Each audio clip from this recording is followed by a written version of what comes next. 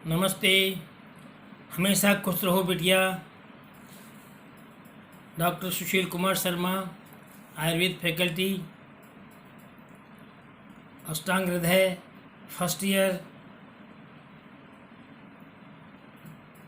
ज्योति विद्यापीठ women's university Jaipur.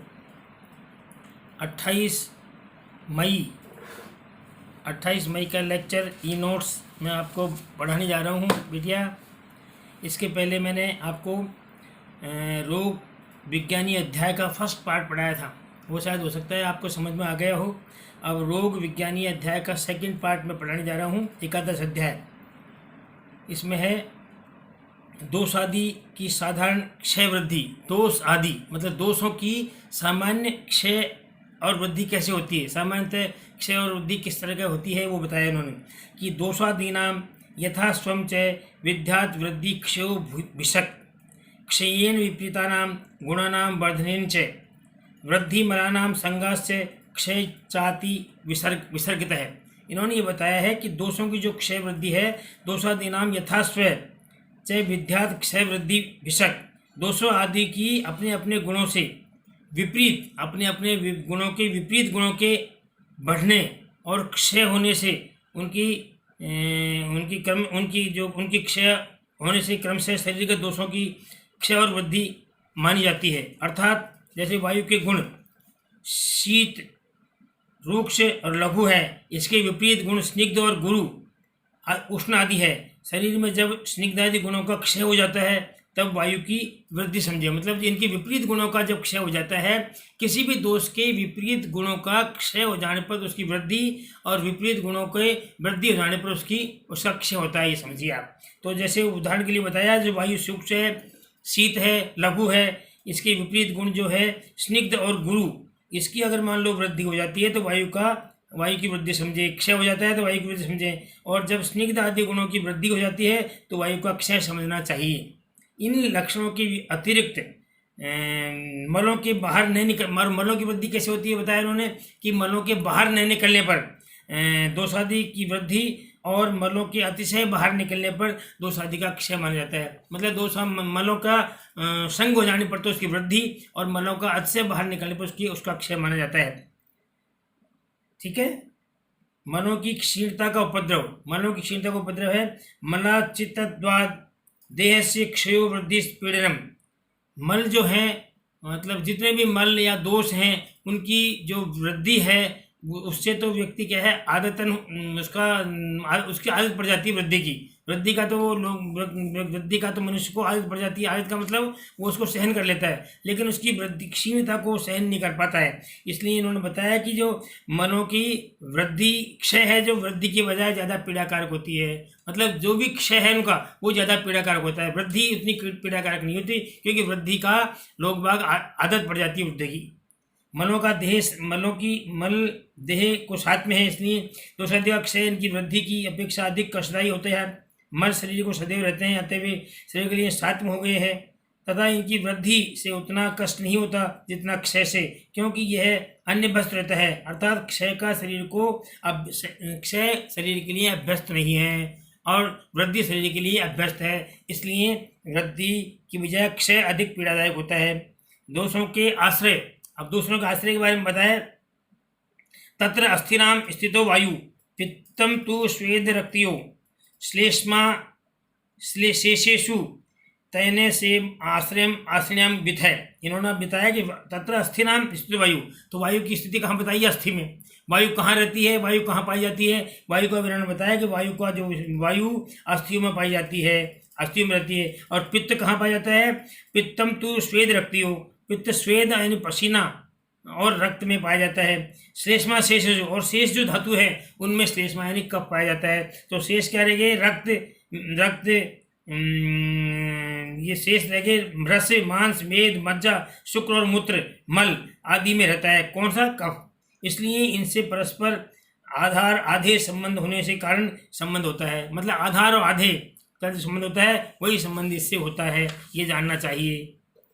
आगे है यद एकस्य तद अन्यस्य वर्धनो क्षण औषधम, मतलब यदि एक की वृद्धि होती है तो अगले की वृद्धि होगी, और अगले का क्षय होगा तो अगले, मतलब कहने का मतलब यह है एक धातु, रस धातु की यदि वृद्धि होती है तो उससे रक्त धातु की वृद्धि होगी, और रस धातु का क्षय होता है तो रक्त धातु की का क्षय हो जाएगा। तो लिखा है तद यद एकस्य तद अन्यस्य वर्धने क्षण औषधम अस्थि मारुति योनम प्रायो वृद्धि ही तर्शनात्। मतलब उन्होंने बताया कि जो औषध एक को बढ़ाती है वह दूसरे आश्रय को बढ़ाती है, जो एक को घटाती है वह दूसरे को भी घटाती है आश्रय को। यथा दूध शुक्र को बढ़ाता है तो वह आश्रय कफ को भी बढ़ाएगा, और जो मेद को घटाता है वह कफ को भी कम करेगा।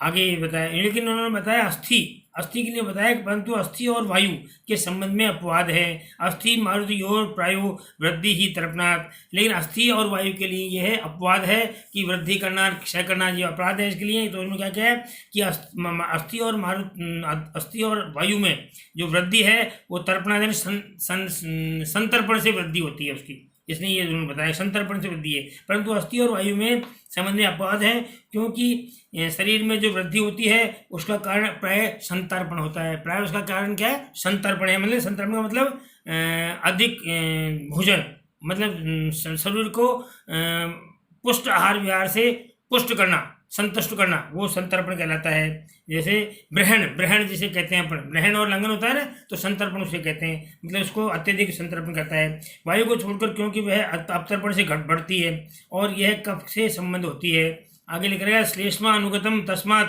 संक्षय विरुद्ध, क्योंकि कफ से संबंधित होती है इसलिए इसका ध्यान रखना चाहिए। इसलिए अस्थि बढ़ती है। अस्थि में और वायु में अलग अलग नियम हैं। वायुना अनुगतो तस्मात् वृद्धि क्षय समुद्भयम, और वायु को कम करते हैं, वायु को बढ़ाने वाले रूख शीत आदि द्रव्य अस्थि को क्षीण करेंगे, वायु को बढ़ाने वाले अस्थि को क्षीण करते हैं। विकारान साधये शीघ्रम क्रम उल्लंघन ग्रहणम कम लंघन ग्रहणम, इस कारण से वृद्धि और क्षय रोगों की क्रम से लंघन और अपतर्पण से और ग्रहण और संतर्पण से शीघ्र ही चिकित्सा करनी चाहिए। मतलब जहाँ पर आपको ग्रहण से चिकित्सा करनी हो ग्रहण करें, जहाँ पर लंघन चिकित्सा करनी हो वहाँ पर लंघन से चिकित्सा करें, ये शास्त्र कहता है। वायो अन्यत्र तज्जास्तु तैरेव क्रमान योजित है।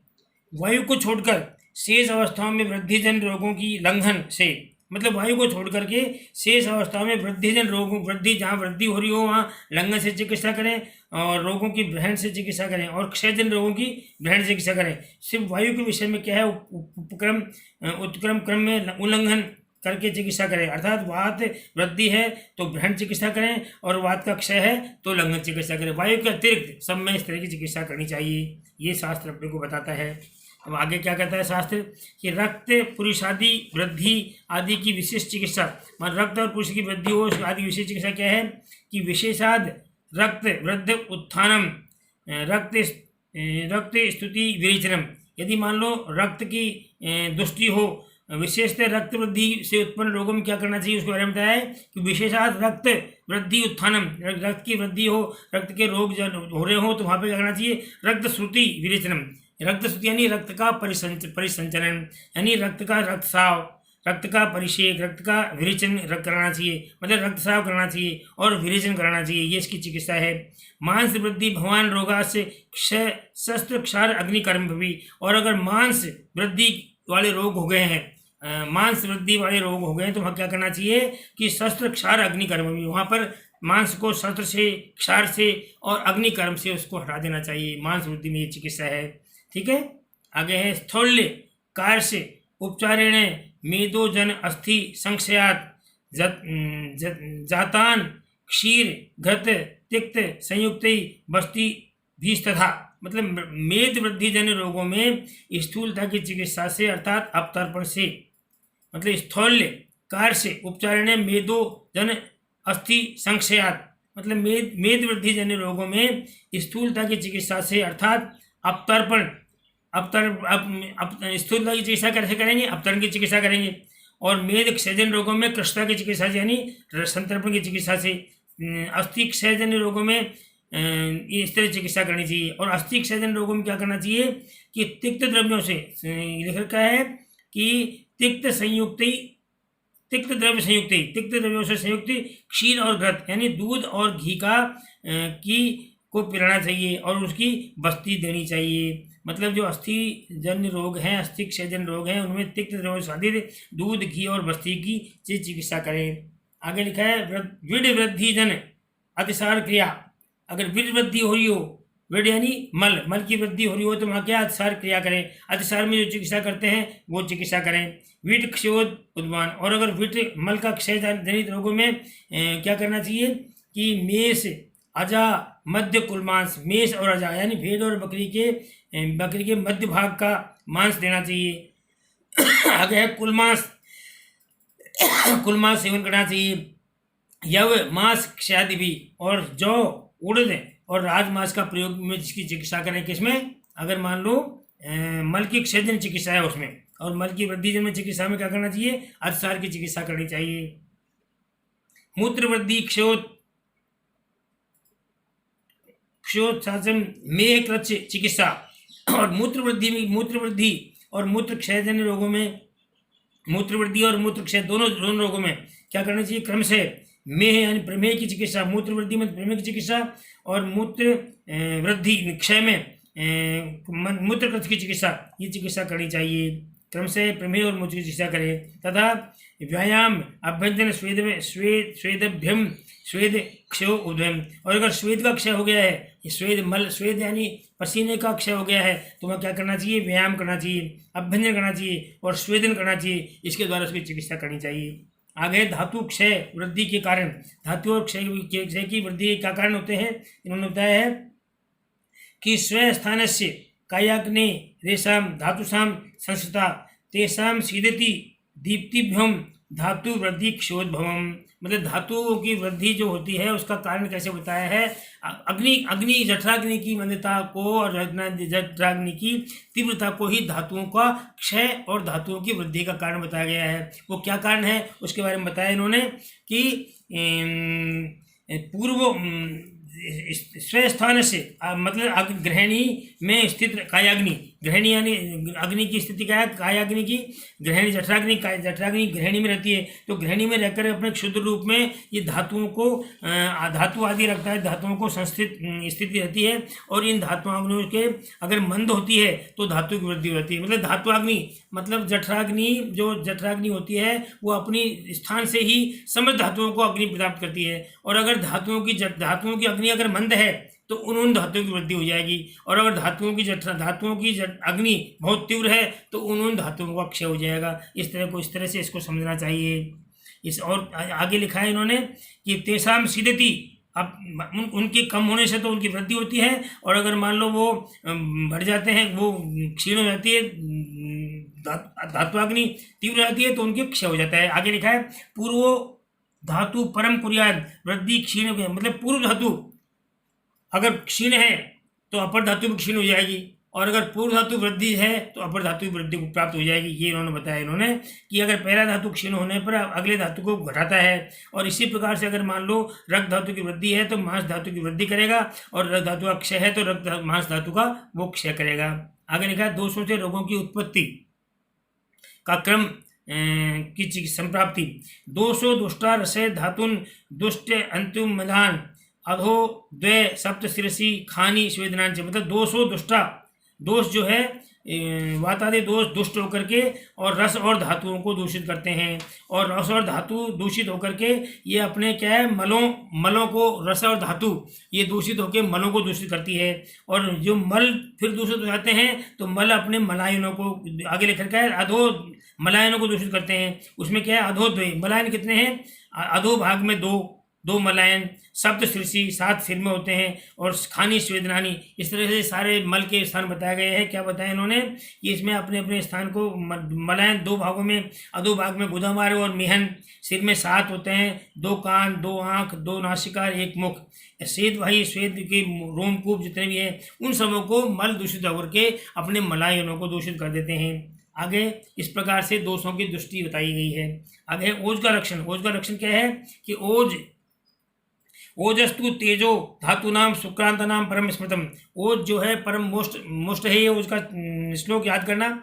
ओजस्तु तेजो, ओजस क्या है? समस्त धातुओं का तेज है, धातुनाम समस्त धातुओं में जो 7 जो धातु है उनके बाद अपर 8वीं धातु ओज होती है। समस्त धातुओं का तेज ओज कहलाता है। शुक्रांत नाम, और शुक्र के अंत मतलब शुक्र अंत में होता है, उसके परम तेज होता है ये। और हृदयस्थम अपी, ये हृदय में रहता हुआ समस्त व्यापी देह से, सारे शरीर में मतलब हृदय में इसका स्थान है, लेकिन संपूर्ण शरीर में व्याप्त रहता है और सारे शरीर की कार्यवाही करता रहता है। ये स्निग्धम सोमात्मक, ये स्निग्ध है, सोमात्मक है, शुद्ध है, लोहित है, पीतकम है, इसको बताया। ये ओज हृदय में रहता हुआ संपूर्ण शरीर में व्याप्त रहता है और जीवन का आधार है। ये ओज स्निग्ध है, सोम रूप है, शुद्ध है, थोड़ा सा लाल और पीतवर्ण का होता है, ये इसको बताया है। आगे बताया इसके नाश के बारे में कि यन्नासम नियतम नाशो, जिसके नाश, अगर ओज का नाश हो गया तो निश्चित रूप से ही सबका नाश हो जाएगा। और यस्मितम तिष्ठति तिष्ठति, और अगर ओज का नाश नहीं है तो सारे शरीर की स्थिति सही रहेगी।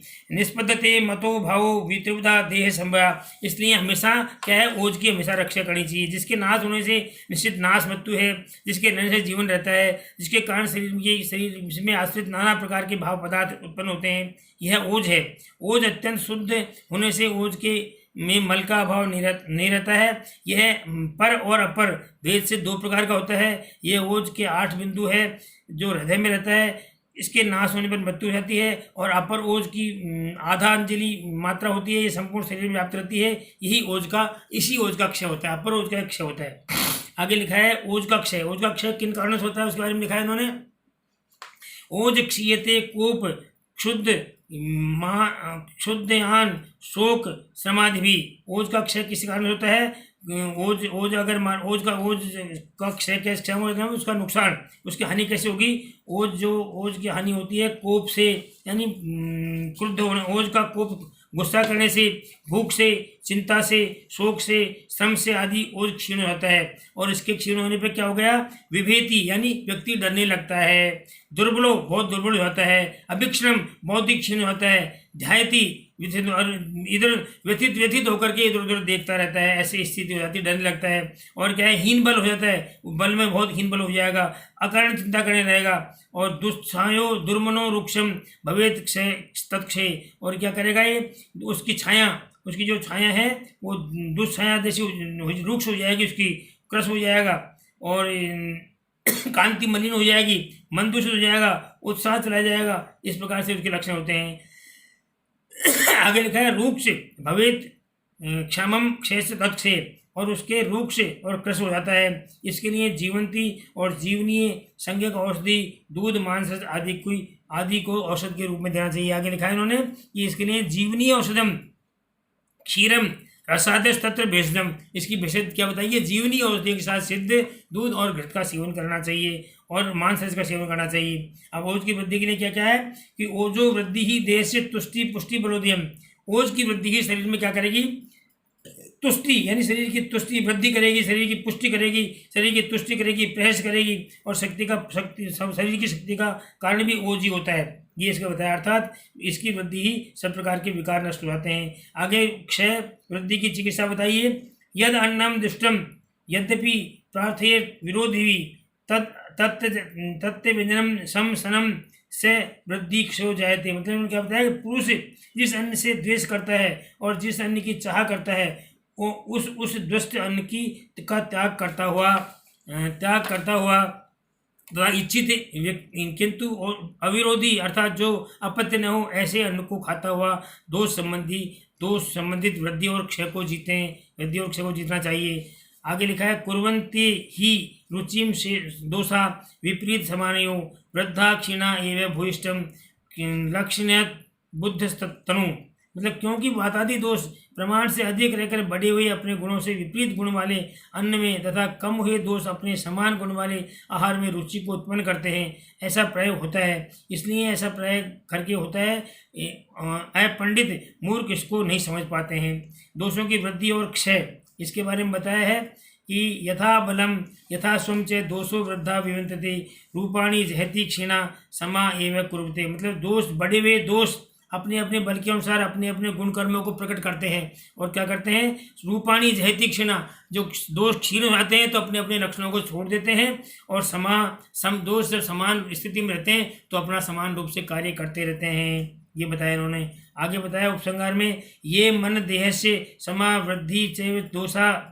विस्माध्या यस्माद्यन्ते हितम चर्यम क्षय वृद्धि रुचि रक्षणीयाम।